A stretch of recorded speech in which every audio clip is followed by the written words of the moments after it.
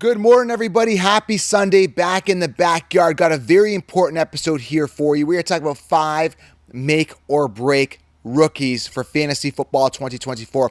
The last 2 are going to shock you. I want to do a little bit of a disclaimer. First and foremost, no player should make or break your team, but these players in particular can significantly impact your team for the negative or positive, depending on where you draft them, depending if you have your team or you have players that are a part of their team. Stick with me here. The last 2, again, you're not going to spend a high draft capital on, but they have players that could directly impact your team if you have their players on your team. Does that make sense? Stick with me. This is a very good episode here, okay? 5 make or break rookies.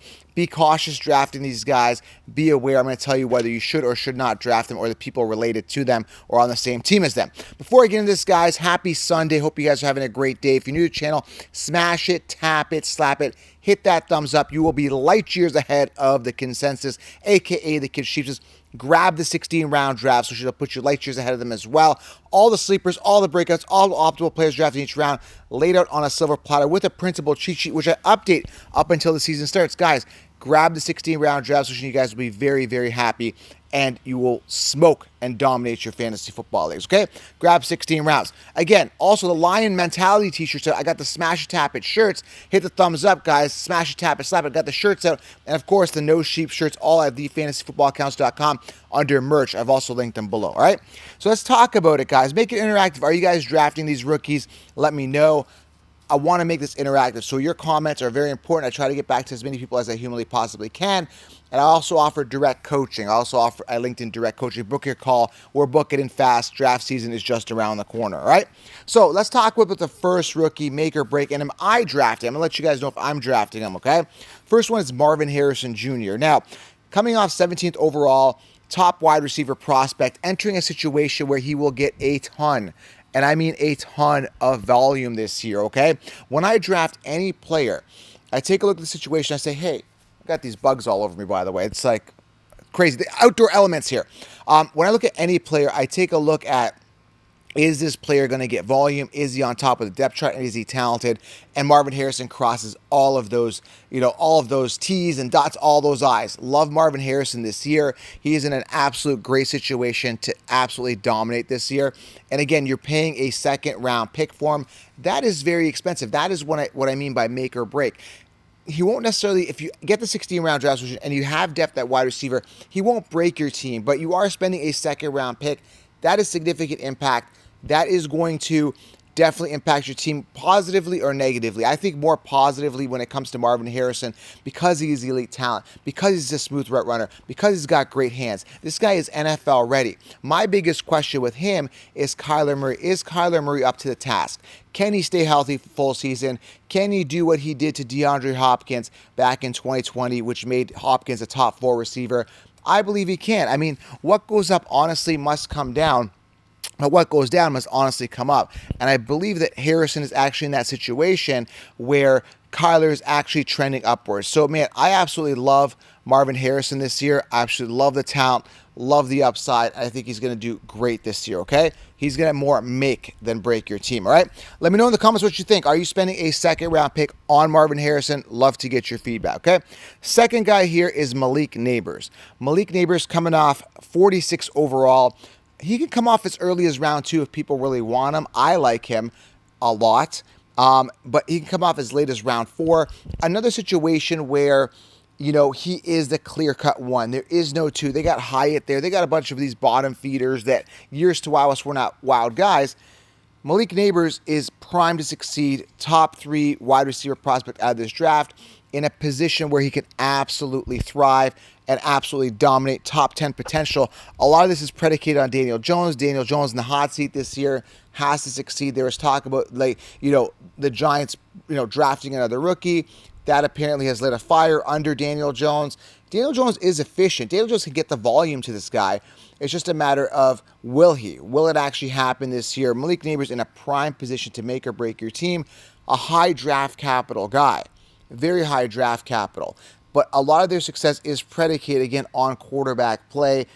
I think he's going to make your team. I think he's a great wide receiver one on rosters, because if you look at who else is coming off with around Malik Nabers' area, is you are getting, and again, I've talked about this in a lot of videos, you are getting wide receivers that are not clear-cut wide receivers. Guys like Nico Collins, guys like Brandon Ayuk, guys like DJ Moore, where there's a lot of competition and diluted target share. With a guy like Malik Nabers, you know he's the alpha. You know he's the one. You know he was drafted with high draft capital. You know he's the most talented. You know he's going to be the guy that's going to get the volume. Give me the guy that's going to get the volume. Give me the guy who's the true wide receiver one. Don't play wide receiver roulette and draft early wide receivers, right? Draft them in early rounds, and you're uncertain on whether or not they're going to be the one.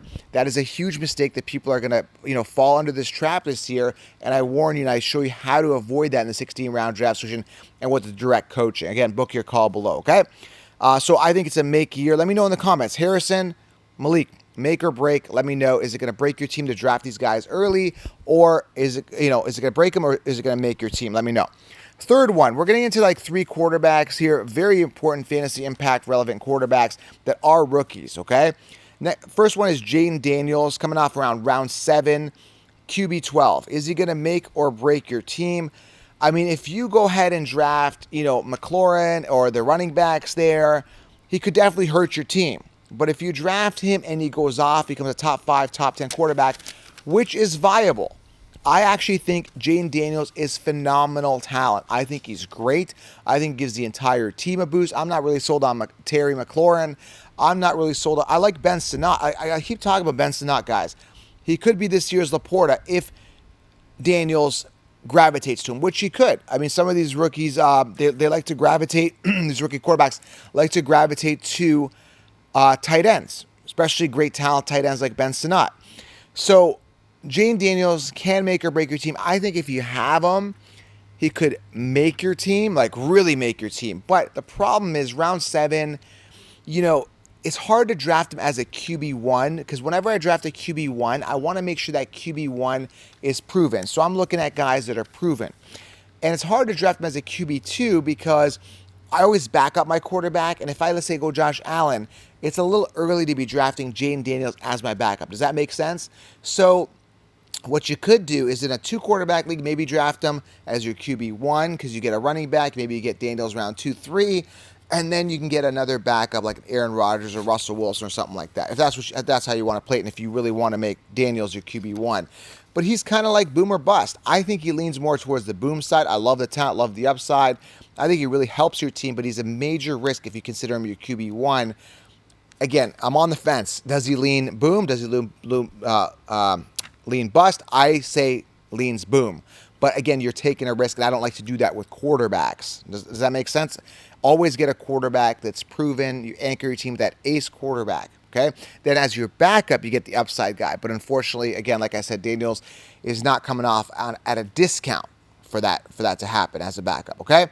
Okay, next guy here. This guy, a lot of people are not talking about how much of an impact he can be on your team. He can literally, this rookie quarterback can literally make or break your team, okay? That's why I brought him up here, and I said he'd be a shocker. Like, why would he make or break my team? Let's talk about him. Well, not your team, because you're not going to draft his receivers, but Caleb Williams, QB 15. How could he make or break your team?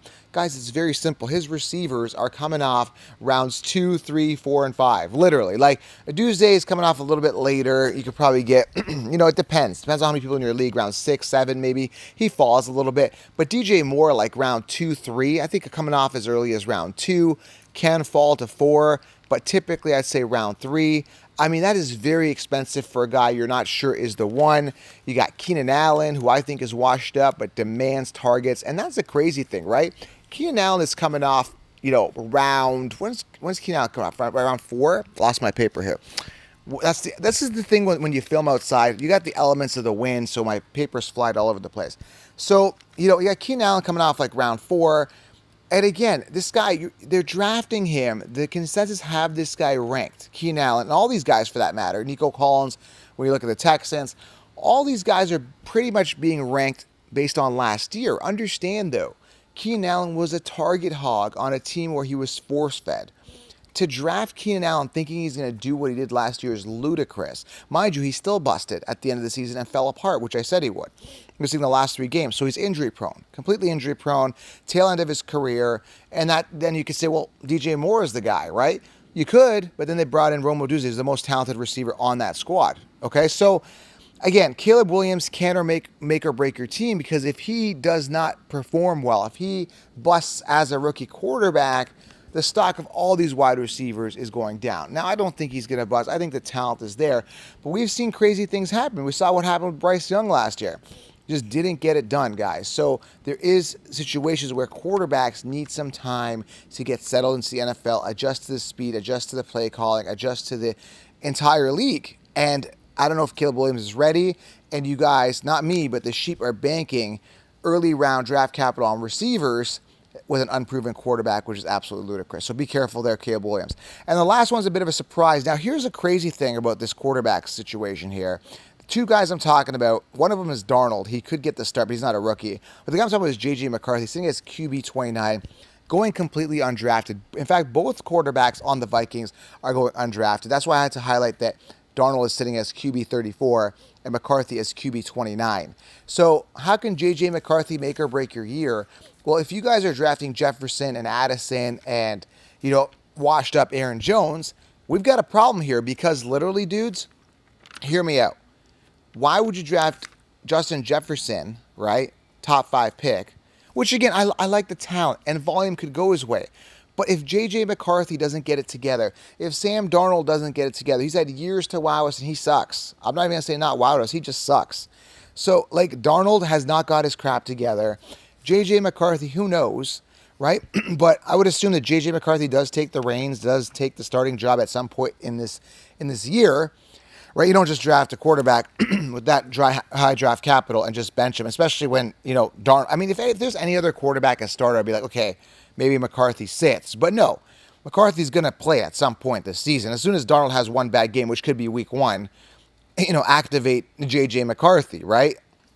So the problem with this is, again, J.J. McCarthy can make or break your season, because if you have him and you got Jefferson, I'm a total believer, and it's so true, that quarterbacks make wide receivers. Wide receivers don't make quarterbacks. This could really hurt your team, because it could, that's your wide receiver 1, right? Or if you have Addison, relatively high draft capital, that's your wide receiver 2. So the whole offense, or even the tight end. So guys, no matter what here, Hawkinson, if you have Hawkinson, no matter what, you guys can be in trouble. You could break your season with J.J. McCarthy could break your season. It really hurts you. Let's say a week you have, you start Jefferson, and McCarthy just, does a donut that week, right? He just throws 4 interceptions, and you needed those points out of Jefferson in your playoff week or something. There you go. You lost your season because of crappy quarterback play. So there is an impact with McCarthy. And again, why aren't the sheep telling you to draft McCarthy? Why are they telling you to draft Darnold? Yet they're telling you to draft Jefferson with a top 5 pick, but you don't even acknowledge the quarterback? That's ludicrous. How is Jefferson a top 5 wide receiver and his quarterbacks are going undrafted? That's crazy. Even a guy like Aaron Rodgers, I think he's viable. And Garrett Wilson coming off round 1, if Garrett Wilson succeeds, Aaron Rodgers is going to succeed to some degree as well, because he's the one feeding him, right? There's so many quarterbacks that are undervalued, and their wide receivers are coming out very early, which is crazy. Daniel Jones, another one with Malik Neighbors. Kyler Murray, not as undervalued as some of the guys I mentioned, but still, right? So I want you guys to be cautious, make smart decisions, aim high on the depth chart, and be careful with some of these make or break players, okay? Look at the guys that are top of the depth chart. Do not fall for the wide receiver roulette, and be careful. Be aware of who's throwing the ball, okay? If you want direct coaching, guys, I've linked it below. Grab the 16-round drafts, which at least you'll have an optimal roster to start with. Sleepers, breakouts, optimal players draft, everything you guys need. I've linked it below. Smash it, tap it, slap it. And again, make sure you guys are subscribed. Daily content coming your way. Guys, fantasy football is back. Line mentality, make or break rookies. Hope you guys enjoyed the show. Gave you guys a lot of context on what to be aware of. I'm all about making you aware. I don't just let you, draft blindly. Hey, this guy finished on top last year. Draft him again in that order. Drafting on ADP and consensus is ludicrous. It's crazy. Draft the best players on top of the depth chart that follow the Cuddy system: consistency, upside, durability, depth, and youth. Aim high on those depth charts, guys. Lion mentality. Have yourself an outstanding Sunday. Hope you guys enjoyed this hangout. I'll keep the content rolling for you. Fantasy football is back. Talk soon.